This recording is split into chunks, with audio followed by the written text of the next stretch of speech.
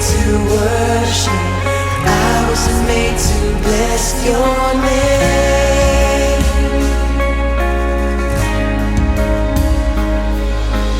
I will bless the Lord at all times. I will bless the Lord at all times. I was made to worship. I was made to bless your name.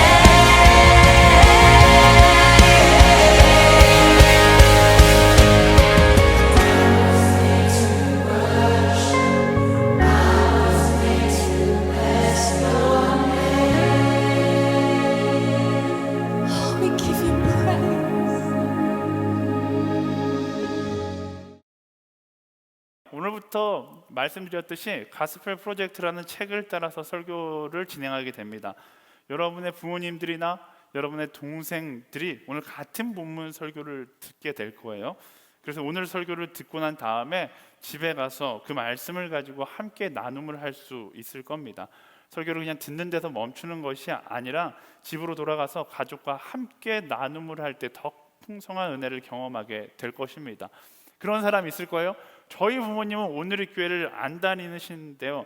근데 괜찮습니다. 부모님과 말씀을 오늘 교회 안 다니시더라도 여러분들이 내가 우리 부모님의 순장이다라고 생각하고서 같이 저녁에 앉아서 오늘 나눈 말씀을 함께 이야기해 보면 좋지 않을까 싶습니다.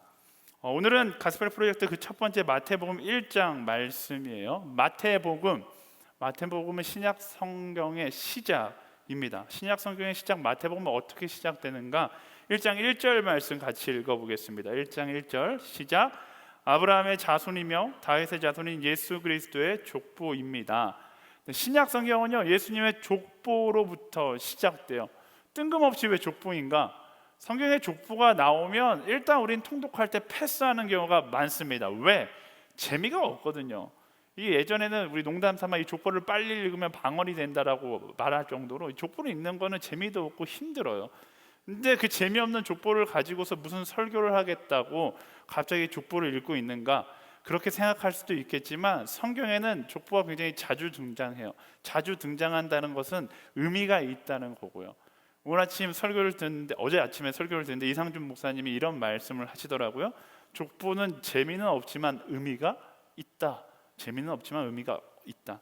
이 말이 딱 맞는 것 같아요. 족보는 분명 재미는 없는데 이 말씀을 읽는 모두에게 분명한 의미가 있기 때문에 하나님께서 이 성경 가운데 이 말씀을 기록해 놓으신 거예요. 족보가 어떤 의미를 갖는가?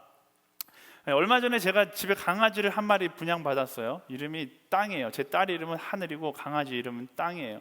원래 이 강아지를 살 마음이 없었는데 제가 이제 제 마음과 저는 이제 기기를 좋아하잖아요. 그래서 핸드폰을 바꾸고 싶어서 열심히 돈을 모아서 이제 핸드폰을 바꿔야지 했는데 저희 딸이 너무 외로워 보이는 거예요. 마음 가운데 딸에게 좋은 선물을 주면 좋겠다라는 생각이 들어서 과감하게 그 핸드폰을 사지 않고 강아지를 분양받았습니다. 제 눈에는 아직까지 강아지가 귀여워 보이기보다 핸드폰이 뛰어다니는 것처럼 보여요. 이 강아지는요, 이제까지 제가 키워봤던 강아지하고는 다르더라고요. 뭐가 다른가? 이 강아지는 품종이 이탈리안 그레이하운드예요. 품종이 있어요. 그리고 이 강아지는 혈통 증명서가 있는 강아지예요. 이른바 족보 있는 강아지더라고요. 강아지도 족보를 통해서 이 강아지가 어떤 강아지인가, 강아지의 정체성을 알 수 있습니다. 강아지의 족보도 그런데 사람의 족보는 더하겠죠. 족보를 통해서 그 가정의 흘러온 모습과 그 가정의 정체성을 알 수 있는 거예요. 마찬가지예요. 성경에서 우리가 족보를 통해서 믿음의 가정, 믿음의 족보가 어떤 것인지를 확인할 수 있고, 믿음의 족보를 따라 살아가는 그리스도인은 어떤 영적 정체성을 가지고 살아가야 되는지를 알 수 있는 것이죠.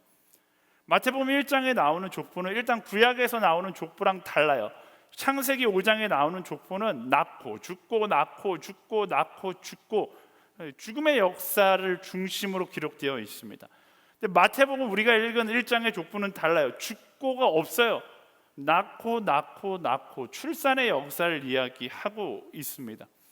이 족보를 바라보면서, 이 재미없는 족보를 바라보면서 우리가 첫 번째 깨달아야 될 메시지는 이 족보는 죽음의 역사가 아니라 생명의 역사를 향해 가고 있다라는 거예요.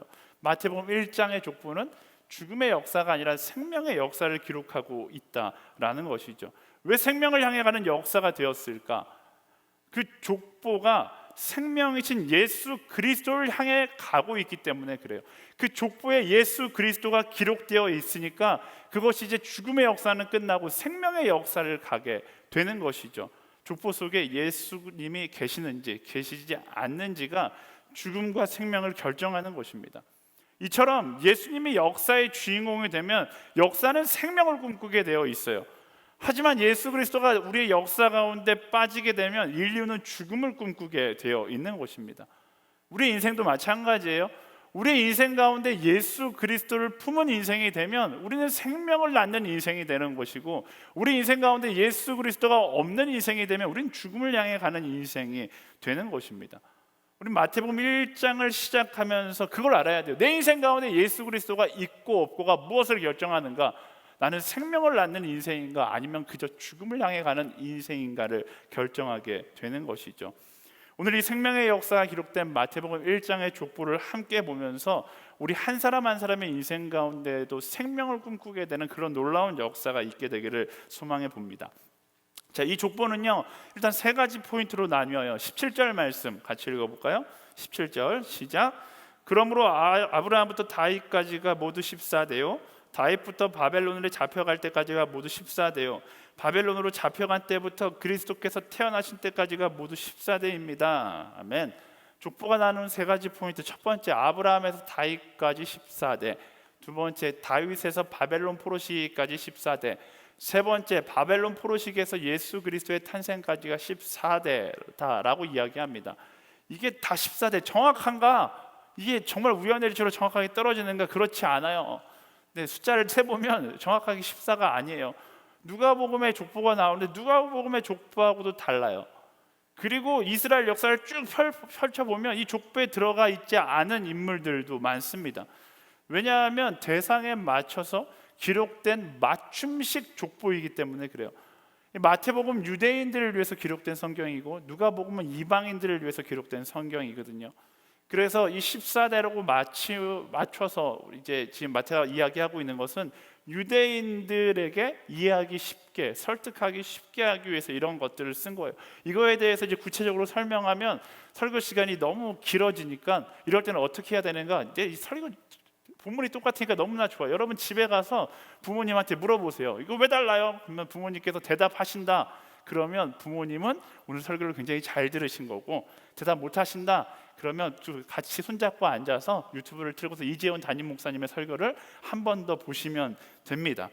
어쨌든 저희는요, 오늘 이 포인트들을 보면서 예수님과 그리스도인은 어떤 정체성을 가지고 살아가야 하는가, 예수님은 어떤 정체성으로 이 땅에 오셨고 우리는 그 예수님을 따라서 어떤 정체성을 따라 살아가야 되는가 한 가지씩 살펴보려고 합니다. 족보는요, 제일 먼저 예수님께서 아브라함의 후손이다라고 이야기해요. 아브라함이 누구죠? 여러분 다 잘 아브라함 이러면 초등학교 때 이제 교회 나오기 시작한 사람들은 믿음의 조상 이 호칭을 다 알고 있습니다. 믿음의 조상인 아브라함을 설명하는 유명한 말씀 구절이 있어요. 창세기 12장 2절에서 3절 같이 읽겠습니다. 시작. 내가 너를 큰 민족으로 만들고 내게 복을 주어 네 이름을 크게 할 것이니 네가 복의 근원이 될 것이다. 너를 축복하는 사람에게는 내가 복을 주고 너를 저주하는 사람에게는 내가 저주하리니 땅의 모든 족속이 너로 인해 복을 받을 것이다. 아멘. 유명한 아브라함의 언약이 선포되는 장면입니다. 이 장면에서 하나님께서 아브라함에게 뭐라고 말씀하시냐면 중요한 포인트 단어, 복의 근원이 될 것이다. 복의 근원. 그리고 그 약속은 아브라함의 믿음을 통해 그뿐 아니라 아브라함의 모든 후손들에게 전승되는 언약의 말씀, 약속의 말씀이 되는 거예요. 우리가 잘 알고 있는 아브라함의 아들 이삭을 하나님께 바치는 그런 시험, 그 시험 가운데서 그가 패스하고 하나님은 그에게 한 번 더 이런 축복을 해주세요. 창세기 22장 18절 말씀 제가 읽어드릴게요. 내가 내 말에 순종했으므로 내 자손을 통해 이 땅의 모든 민족들이 복을 받을 것이다. 네, 그렇죠? 아브라함뿐만 아니라 아브라함의 자손을 통해 모두가 복을 받게 될 것이다 라고 약속하십니다. 근데 아브라함의 족보를 보면요, 아브라함에서부터 다윗까지 이어지는 족보를 보면 그 족보가 정말로 복을 받는 사람들이 기록되어 있는가? 세상적으로 보면 그렇지 않습니다. 이 족보는 정말 축복의 사람들, 누가 봐도 멋진 사람들이 기록 들어가 있는가? 그렇지 않아요. 기생도 있었고 이방인도 있었고 바람난 여인도 있었고 자기 시아버지와 동침해서 아기를 낳은 사람도 있었어요. 이것도 자세한 내용은 여러분의 부모님한테 물어보면 돼요. 어쨌든 근데 왜 여기서 모든 민족이 너 자손이 복을 받게 될 것이라고 말씀하셨는가? 왜냐하면 이 족보에 들어오는 순간 복의 근원이 되어서 뭐가 되는 거예요? 이 족보의 끝엔 누가 있어요? 예수 그리스도가 이 땅에 오시잖아요. 그러니까 다시 말하면 이 말씀이 이야기하는 복의 근원이 될 것이다 라는 이 언약의 성취는 바로 예수 그리스도의 이 땅에 오심으로 성취되는 거예요. 창세기 말씀에서 이야기하는 복의 근원이 된다라는 건 여러 가지 의미가 있지만 가장 중요한 의미는 진정한 복이 되시는 한 분, 바로 오실 예수 그리스도를 준비하는 통로가 될 것이다 라고 말씀하고 계시는 것이죠. 복의 근원이 된다라는 건 오실 예수를 준비하는 통로로, 디딤돌로 너의 자손들이 사용될 것이다 라고 말씀하시는 거예요. 그래서 모두가 죽음을 꿈꾸는 인생 속에서 하나님은 이들을 통해, 이 자손들을 통해 생명 되신 예수 그리스도의 이 땅에 오심을 준비하셨던 것이죠. 아브라함의 후손의 정체성, 예수 그리스도의 이 땅에 오심을 준비한 것이었어요. 그게 복의 근원으로 살아가는 아브라함의 후손의 정체성이었죠.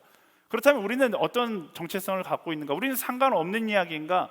우리 역시 아브라함의 믿음의 후손이에요. 우리 유대인은 아니지만 우리는 믿음의 조상인 아브라함의 영적 후손들입니다.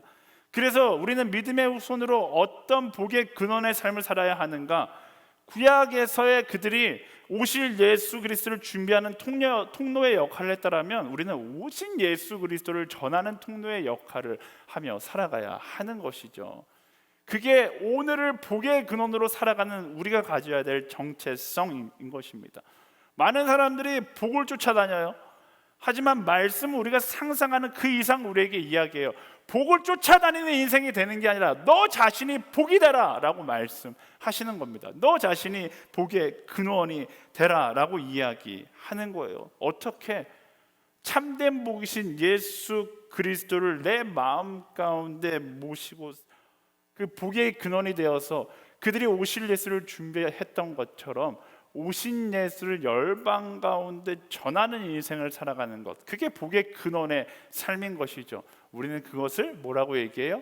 선교라고 이야기하는 겁니다. 저 목사는 맨날 말씀 가운데 어떻게 저렇게 기가 막히게 선교랑 연결을 짓는가 이렇게 생각하시는 분들이 있을 거예요. 제가 기가 막힌 게 아니라 성경에 선교해라 선교해라, 진짜 이 표지 빼놓고는 다 그 얘기만 하고 있는 거예요. 여러분들 말씀을 보면서 이 하나님의 놀라운 섭리를 발견할 수 있어야 하는 것입니다. 제가 항상 하는 이야기지만 선교는 희생이 아니에요. 제가 지금 선교해라 해서 부담되네 이렇게 생각하신다면 지금 착각하시는 거예요. 선교는 희생이 아니라 축복을 누리는 방법인 것입니다. 복음을 이야기하는 건 특별히 희생 정신이 있는 사람이 하는 것이 아니라 예수 그리스도라는 참된 복을 누리고 있는 사람들이 당연히 해야 하는 것이죠. 우리는 뭘 고민해야 돼? 어떻게 하면 선교 안 할 수 있을까? 목사님이 아울리치 가자, 목사님이 뭐 배남부 하자 이렇게 하면 어떻게 하면 빠져나갈 수 있을까? 이걸 고민하는 인생이 아니라 우리가 정말로 복의 근원 참된 복을 누리는 사람으로 살아간다라면 어떻게 하면 내가 더 예수 그리스도라는 복을 이야기할 수 있을까? 그것을 고민하는 인생이 되어야 하는 것입니다. 그래야지 복의 근원다운 삶을 살아가는 것이죠. 그게 우리의 정체성이에요. 몇몇 소수는 선교하고 나는 뒤로 빠져 있는다, 이게 아니라 우리 모두가 다 선교하는, 우리 모두가 다 예수 그리스도의 이 땅에 오심을 이야기하는 사람이 되는 것, 그게 바로 복의 근원의 삶인 것입니다. 아브라함의 믿음의 후손으로 복의 근원이 되는 것은 예수 그리스도를 전하는 통로로 살아가는 거예요. 이것이 이 족보를 통해 알 수 있는 첫 번째 정체성이었습니다. 자, 이 족보가 이야기하고 있는 두 번째로 넘어갈게요. 두 번째는요, 예수님은 다윗의 자손으로 이 땅에 오셨다라고 이야기합니다. 다윗이 누구예요? 이스라엘 역사상 가장 위대한 왕이었어요. 지금도 유대인들은 킹 데이빗, 가장 위대한 왕으로 이야기합니다. 그래서 그런 이야기 많이 들었을 거예요. 다윗의 자손 예수 그리스도. 저희가 가끔씩 기도할 때 나사렛 예수 그리스도, 이거 이렇게 좋은 말은 아니에요. 촌동네 예수 그리스도, 뭐 강릉 저 지역 발언을 하면 안 되죠. 어쨌든 네, 다윗의 자손 예수 그리스도, 이 말은 어떤 말인가? 약속, 언약, 다윗의 자손으로 오실 것이라고 예언된 그 예수 메시아이다라는 것을 이야기하는 거예요. 구약 성경에 보면 메시아가 다윗의 자손으로 올 것이다라는 것에 대해서 예언하는 장면이 많이 나옵니다. 이사야서 11장 1절에서 2절 말씀 볼까요? 시작. 이새의 줄기에서 한 싹이 나오고 그의 뿌리에서 가지가 돋아나 열매를 맺을 것이다. 그리고 여호와의 영이 그에게 머물 것이다. 곧 지혜와 통찰의 영, 모략과 용기의 영, 지식과 여호와를 경외하는 영이 그에게 머물 것이다. 이어서 미가서 5장 2절 말씀. 그러나 너 베들레헴 에브라다야, 비록 내가 유다 족속들 중 가장 아주 작지만 이스라엘을 다스릴 사람이 너로부터 나올 것이다. 그의 근본은 먼 옛날, 아주 오랜 옛날로 거슬러 올라간다. 다윗의 자손으로 예수 그리스도가 올 것이다. 이게 바로 다윗 언약이에요. 그리고 예수 그리스도가 이 땅에 다윗의 자손으로 오심으로 이 언약이 성취됩니다. 이것은 예수님께서 왕으로 이 땅에 오셨다라는 것을 의미하는 것이죠. 여기서 우리가 주목해야 될 다윗의 자손을, 아브라함의 자손을 향한 축복이 있었고 다윗의 자손을 향한 또 하나의 축복이 있어요. 열왕기상 2장 4절 말씀 함께 읽어볼까요? 시작. 여호와께서 내게 내 자손들이 어떻게 살지 주의하고 네 앞에서 마음과 정성을 다해 신실하게 행하면 이스라엘의 왕위에 오를 사람이 내게서 끊어지지 않으리라고 하신 약속을 이루실 것이다. 네, 끊어지지 않게 하시겠다라고 약속하셨어요. 다윗 왕과 그를 비롯한 자손들이 마음을 다해 신실하게 행하면 그 왕권이 끊어지지 않게 될 것이다. 어마어마한 축복이죠. 하지만 실상은 그렇게 하지 못했어요. 이스라엘 역사를 통해 알듯이 다윗을 비롯한 수많은 왕들이 자신의 욕정과 이기심과 욕심으로 타락했고 또 우상 숭배로 인한 영적으로 타락한 인생을 살았습니다. 하나님을 따르며 말씀의 법을 따라갔어야 되는데 그들이 말씀의 법이 아니라 욕심과 욕망과 자신의 이기심의 법을 따라가다가 망했어요. 왕권이 끊어졌어요. 하지만 하나님은 언제나 사랑에 기초하신 분이시기 때문에 그들이 말씀을 떠나서 언약을 떠나 끊어졌음에도 불구하고 하나님은 그 약속을 지키기 원하셨죠. 그리고 그 계보를 따라 이전의 왕들이 쫓았던 죄와 사망의 법을 끊어내고 예수 그리스도가 이 땅의 왕으로 다시 오심으로, 영원히 다스릴 왕으로 다시 오심으로 그 약속을 성취하십니다. 그래서 우리는 영원한 왕 대신 예수 그리스도의 그 통치 가운데 살아가는 자들이 된 거예요. 우리의 정체성이요, 영원한 왕 대신 예수 그리스도가 다스리는 나라의 백성인 것이죠. 그렇다면 우리는 어떤 정체성, 어떤 것을 따라가야 하는가? 약속하신 말씀을 따라서 그분의 앞에서 정성을 다해 신실하게 행하는 것, 그게 바로 우리가 따라가야 할 방향이고 따라야 할 법인 거예요. 우리는 그것을 거룩이라고 이야기합니다. 거룩, 그것이 예수 그리스도가 왕된 나라를 살아가는 우리의 정체성인 거예요. 예수 그리스도가 왕 되신 나라를 살아가는 우리는 그분의 법을 따라서, 우리에게 주신 말씀을 따라서 거룩한 삶을 살아갈 수 있어야 하는 것입니다. 근데 많은 사람들이 무엇을 따라 살아갑니까? 내 욕심의 법, 육신의 법, 내 이기심의 법, 이런 것들을 따라 살아가요. 그것은 다윗 왕 이후에 약속의 백성이라는 정체성을 잃어버린 자들이 선택한 모습이에요. 여러분의 욕심의 마음을 빼앗기는 것을 당연하게 여기지 마십시오. 그거는 하나님과의 약속의 법을 떠난 사람들이 살아가는 선택의 모습인 거예요. 사망의 법을 따라 살아가는 사람의 선택인 것이죠. 그의 나라 안에 거하는 자는 그의 법을 따라서 생명의 성령의 법을 따라 살아갈 수 있는 사람이 되어야 하는 것입니다. 오늘날 우리의 삶 가운데 발견되는 질투와 시기, 분열과 헛된 욕심들, 이런 것들의 마음을 빼앗기지 마세요. 이런 거는 어떻게 보면 자아의 흔적이에요. 죄의 노예로 살아가던 시절의 모습입니다. 패망으로 가는 지름길이에요. 이제는 예수 그리스도가 내 인생의 영원한 왕이심을 선포하고 그 생명의 법을 따라, 하나님의 창조의 섭리를 따라, 내가 거룩하니 너희도 거룩하라, 그 거룩을 따라 하루하루를 살아가는 우리 모두가 되어야 하는 것입니다.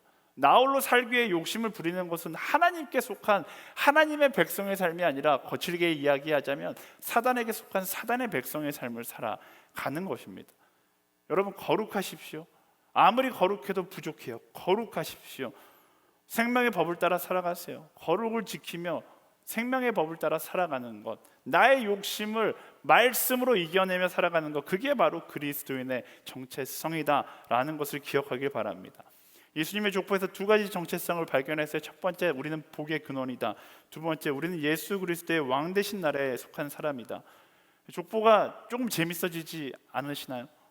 저만의 생각인가요? 어쨌든 세 번째 이야기로 가볼게요. 잘 따라오고 있을 거라고 생각합니다. 이게 지금 책을 기초로 하는 설교이기 때문에 약간 강의식이라서 강의에 익숙한 여러분들은 잘 따라올 거라고 생각하기도 하지만 강의의 지루함을 많이 느꼈던 여러분들은 또 못 따라올 수 있을 거라고도 생각되는데 잘 따라올 거라 생각하고 바로 진행하겠습니다. 세 번째, 족보가 이야기하는 세 번째 이야기는 이스라엘이 멸망하고 바벨론으로 끌려가 포로 생활을 하던 시대부터 예수님까지의 족보입니다. 바벨론에게 멸망한 뒤 예루살렘 성전도 무너지게 돼요.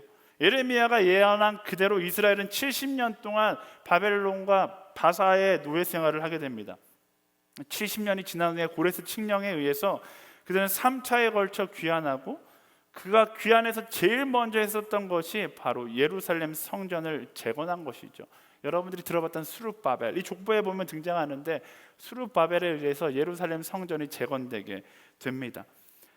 하지만 성전을 재건하고 신앙을 회복하고 얼마 지나지 않아서 이스라엘은 말라기 선지자를 끝으로 침묵기 400년에 들어가게 되는 거예요.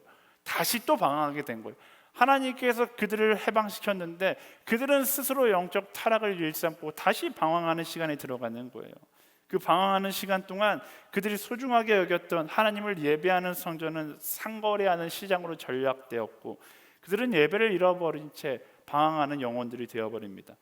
그런데 그 방황의 역사를 끊고 이 땅에 예수님께서 오셔서 뭐 하신 거예요? 성전과 예배를 회복하셨어요. 요한복음 2장 19절에서 21절까지의 말씀 함께 볼까요? 시작. 예수께서 그들에게 대답하셨습니다. 이 성전을 허물라. 그러면 내가 3일 만에 다시 세우겠다. 그러자 유대 사람들이 대답했습니다. 이 성전을 짓는 데 46년이나 걸렸는데 당신이 그것을 3일 만에 다시 세우겠다는 말이오. 그러나 예수께서 말씀하신 성전은 바로 자기 몸을 가리킨 것이었습니다. 이 땅에 오신 예수님은 타락한 그 성전을 허물고 예수 그리스도, 그가 성전이 되어서 성전과 예배를 회복하신 분이셨어요.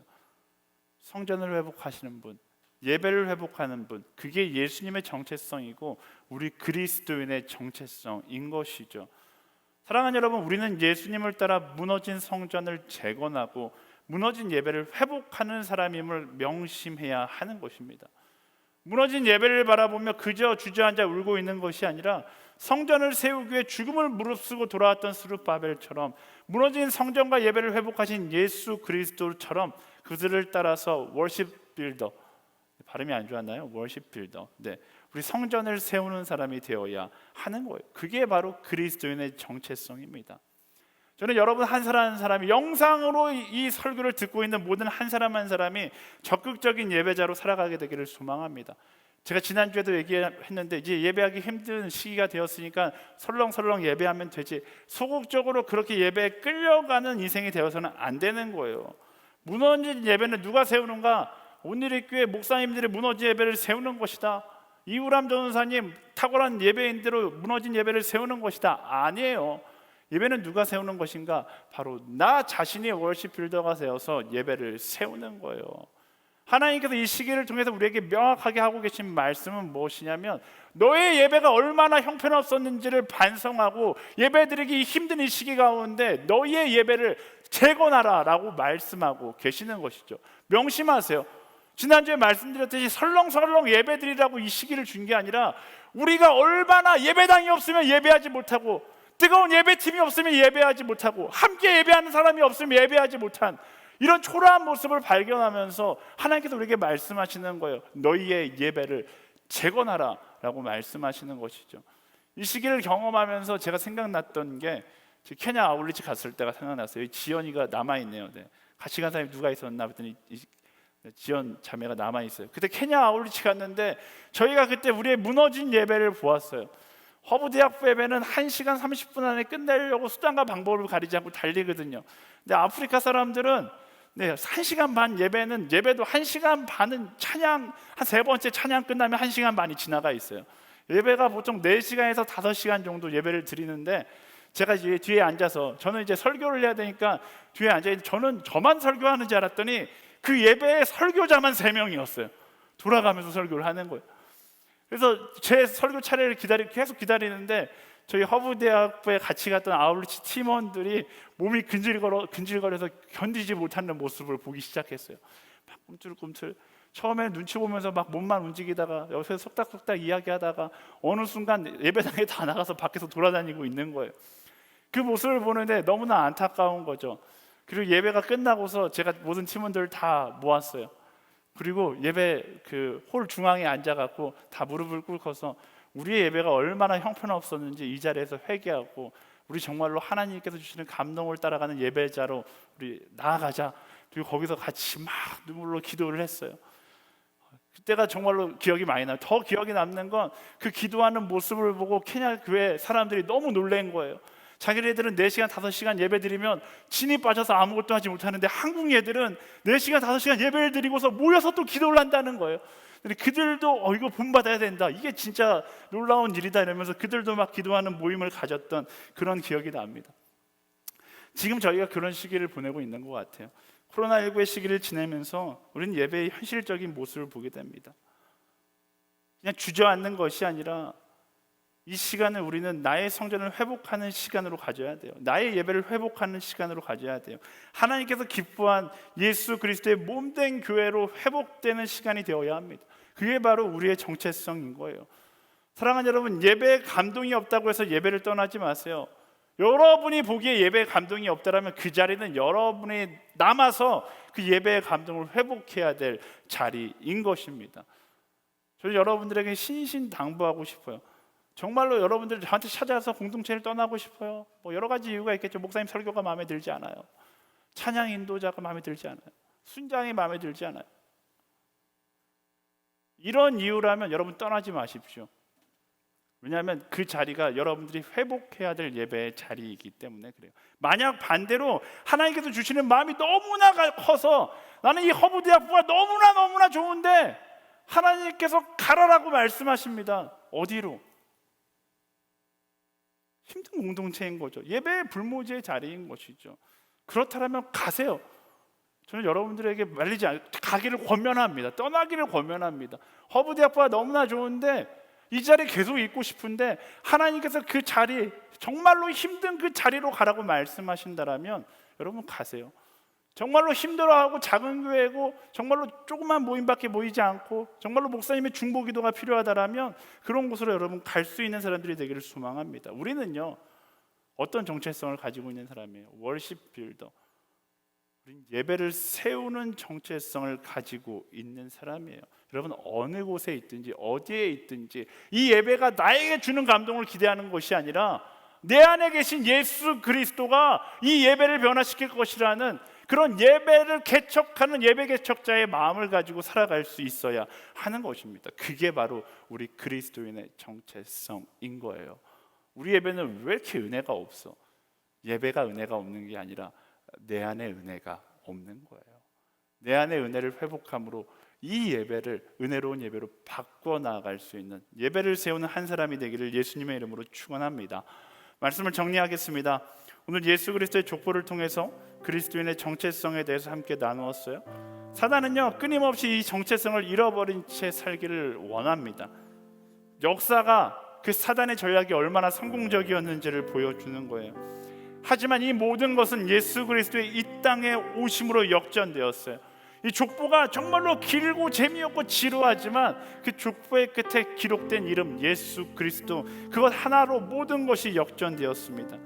예수 그리스도가 이 땅에 오심으로 믿음의 조상 아브라함의 언약을 회복하셨고 다윗의 언약을 회복하셨고 무너진 성전을 회복하셨어요. 그리고 우리의 정체성을 회복하신 것이죠. 잃어버린 정체성을 가지고 살아가는 것이 아니라 예수 그리스도께서 회복하신 그리스도인의 정체성을 가지고 그것을 향해 나아갈 수 있는 우리가 되기를 소망합니다. 여러분들은 복의 근원입니다. 예수 그리스도를 증거하는 복을 나누는 복의 근원으로 선교하는 하나님의 사람으로 살아가게 되기를 예수님의 이름으로 축원합니다.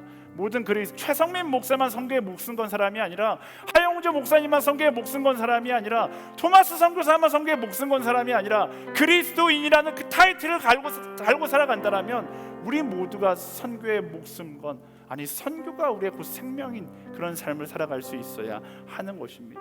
두 번째, 우리는 예수 그리스도란 왕의 백성입니다. 세상의 법을 따라 살아가는 것이 아니라 예수 그리스도 그 말씀의 법을 따라 살아가는 사람임을 기억하세요. 거룩을 선택할 줄 알고 말씀이 이야기하는 사랑을 선택할 줄 아는 그런 인생을 살아가십시오. 세 번째, 우리는 성전을 재건하는, 예배를 재건하는 사람들입니다. 무너진 예배를 보고 안타까워하는 것을 넘어서 그 예배에 달려들어 그 예배를 세우는 사람들이 되기를 예수님의 이름으로 축원합니다. 코로나19 시기를 지나면서 우리는 무너진 예배를 바라보게 됩니다. 우리의 예배가 얼마나 형편없었는지를 보게 되죠. 그 무너진 예배를 하나님께서 회복하라고 말씀하세요. 사도행전 1장 11절에 보면 이렇게 말씀을 이야기해요. 너희 곁을 떠나 하늘로 올라가신 예수는 하늘로 올라가시는 것을 너희가 본 그대로 다시 오실 것이다. 우리 역시 다시 오실 예수 그리스도를 기다리며 나아가는 사람들입니다. 이 땅에 오신 예수 그리스도를 향한 그 믿음을 가지고 다시 오실 예수 그리스도를 향해 전력 질주하는 인생. 무엇을 따라서요? 예수님께서 우리에게 회복하신 그 정체성을 따라서 전력 질주하는 인생을 살아가는 사람들이다라는 것입니다. 그렇게 살기를 소망하십니까? 아멘. 세상을 따라 살아가는 것이 아니라 우린 말씀을 따라 예수 그리스도를 따라 복의 근원이 되어서 왕의 백성이 되어서 성전을 재건하는 월십 빌더가 되어서 세상 가운데 승리를 선포하며 살아가는 사람들인 것입니다. 그 마음을 담아 우리 함께 기도하며 나가기를 소망하는데요. 우리 함께 기도할 때 다 같이 자리에서 일어나서 함께 기도하기 원합니다. 시기가 시기니만큼 우리 너무 뜨겁게 기도하지 않아도 괜찮아요. 하지만 진심을 담아서 기도하는 거예요. 내 마음에 솔직한 마음을 담아서 주님께 기도하는 것입니다. 하나님, 잃어버린 나의 정체성을 이 마태복음 1장 재미없는 성경의 한 장면에서 우리가 찾아갑니다. 복을 쫓아 살아가는 인생이 아니라 예수 그리스도라는 참된 복을 내 마음 가운데 소유한 채 그 복을 나누는 선교하는 인생 되게 하여 주시옵소서. 세상의 법을 따라 살아가는 사람이 아니라 예수 그리스도가 왕된 나라의 말씀의 법을 따라 살아가는 내가 되게 하여 주시옵소서. 성전을 재건하고 예배를 재건하는 하나님의 사람으로 살아가게 하여 주시옵소서. 예수 그리스도께서 내게 허락하신 그 정체성을 따라 오늘도 결단하고 오늘도 말씀을 따라 나아가는 한 사람으로 살아가게 하여 주시옵소서. 우리 함께 기도하며 나아가겠습니다. 살아 역사하신 하나님, 그렇습니다. 하나님, 그렇습니다. 우리가 무엇을 따라 살아가야 되는지 우리는 너무나 알지 못했습니다. 나의 욕심과 이기심과 나의 생각을 쫓아 살아가는 순간들이 너무나 많았습니다. 주님, 용서하여 주시옵소서. 진리를 따라 살아가게 하시고 말씀을 따라 살아가게 하시며 복의 근원으로서 예수 그리스도를 이야기하는 삶을 살아갈 수 있도록 인도하여 주시옵소서. 우리는 예수 그리스도 그분이 왕 되신 나라의 백성임을 기억하며 오늘도 말씀의 법을 따라 성령의 법을 따라 거룩을 선택하며 사랑을 선택하며 나아가는 믿음의 사람들이 되게 하여 주시옵소서. 우리는 성전을 재건하는 사람들입니다. 무너진 예배를 보며 그저 안타까워하는 것이 아니라 예배 가운데 기도함으로 예배를 재건해 나아가는 아버지 한 사람 한 사람들이 되게 하여 주시옵소서. 주가 주시는 비전과 소망을 따라 나아가는 믿음의 사람들이 되기를 주님 간절히 소망하오니 역사하여 주시옵소서. 주님 인도하실 줄 믿습니다. 채우신 하나님께 모든 것을 맡기며 나아가며 다시 오실 예수 그리스도를 바라보며 그 약속을 붙잡고 오늘도 승리를 선포하며 나아가는 믿음의 사람이 되게 하여 주시옵소서. 무엇을 따라가겠습니까? 내게 약속하신 그 약속을 붙들고 주님을 따라 나아가는 믿음의 사람들이 되게 하여 주시옵소서. 이끄신 하나님, 주님만을 바라보며 이른 나아갑니다. 아멘. 아버지 붙잡아 주시옵소서. 주님만 바라보게 하여 주시옵소서. 예수 그리스도 그 한 분을 바라보며 기쁨과 함께 기뻐하며 감사하며 나아가는 믿음의 사람이 될 수 있도록 역사하여 주시옵소서. 아멘. 주님 감사합니다. 함께 하시는 하나님께 모든 걸 맡깁니다. 함께 찬양하겠습니다. 주님 다시 오실 때까지, 주님 다시 오실 때까지 나는 이 길을 가리라.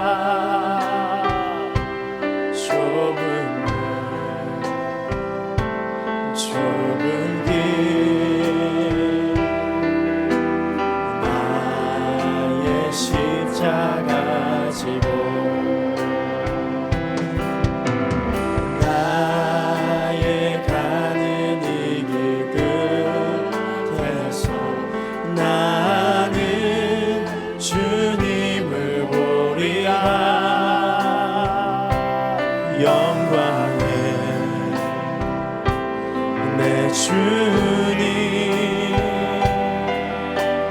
나를 맞아주시리. 주님 다시 오실 때까지 나는 일어나 달려가리라. 주의 영광 온 땅 덮을 때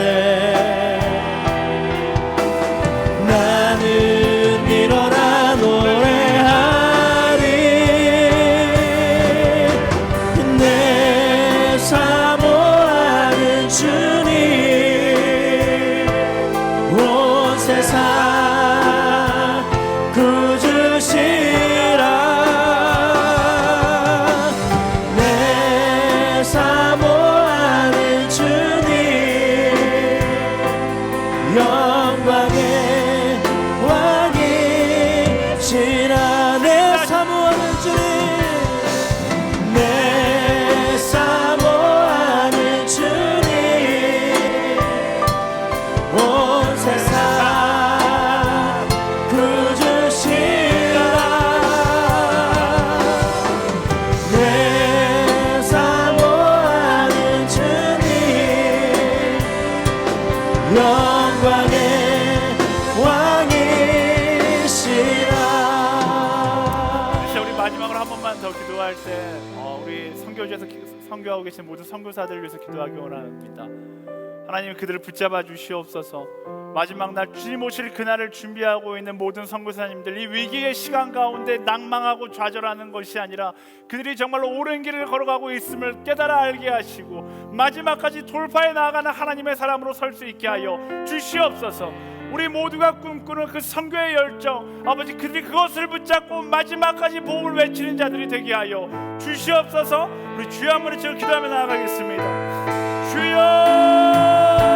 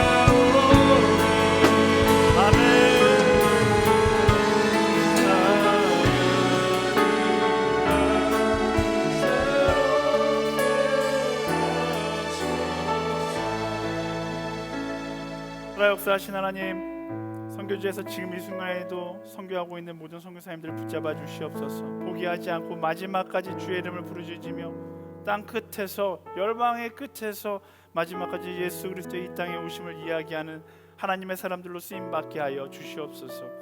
오늘 말씀을 통하여 하나님, 우리가 나아가야 될, 우리가 붙들어야 될 정체성에 대해서 함께 나누었습니다. 아버지, 우리는 복의 근원임을 기억하게 하여 주시옵소서. 예수 그리스도는 참된 복을 소유하고 그것을 나누는 인생, 선교하는 인생으로 살아갈 수 있도록 인도하여 주시옵소서. 우리는 세상의 법이 아니라 아버지 예수 그리스도가 왕 되신 나라의 생명의 법을 따라 살아가는 사람임을 기억하게 하여 주십시오. 말씀을 따라 거룩을 선택하고 말씀을 따라 사랑을 선택할 수 있는 하나님의 사람들이 되게 하여 주시옵소서.